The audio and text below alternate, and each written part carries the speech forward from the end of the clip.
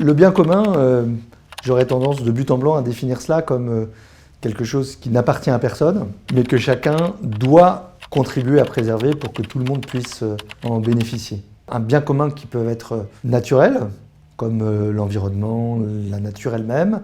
Un bien commun qui puisse être un concept de l'homme, comme la paix est un bien commun. Ou un bien commun qui peut être une construction humaine, comme la protection sociale, la sécurité sociale, qui est construite par l'homme et qui vient enrichir le patrimoine du bien commun, comme la construction culturelle vient s'intégrer dans le bien commun.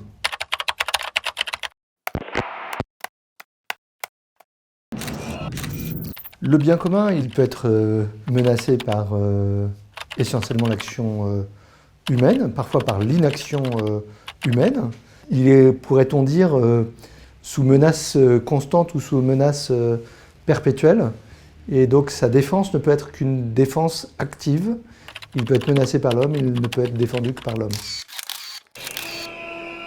Pour préserver le bien commun, la première chose, c'est de se mettre d'accord sur ce qu'est le bien commun. Le rapport à la nature, à l'animal, même à la protection sociale, ne sont pas partagés par tous, donc il faut qu'une société soit capable de définir un consensus sur le bien commun.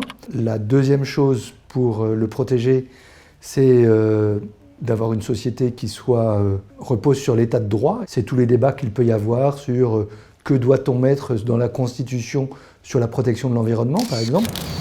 Au-delà de ce qui est donc juridique ou économique, il y a la manière dont on fait vivre un élément de solidarité dans la société. La culture de la solidarité contribue à l'idée qu'il y a un bien commun à protéger et donc des règles, qu'elles soient écrites ou qu'il s'agisse de règles implicites de comportement dans la société. Il n'y a pas de bien commun préservé sans une éducation partagée.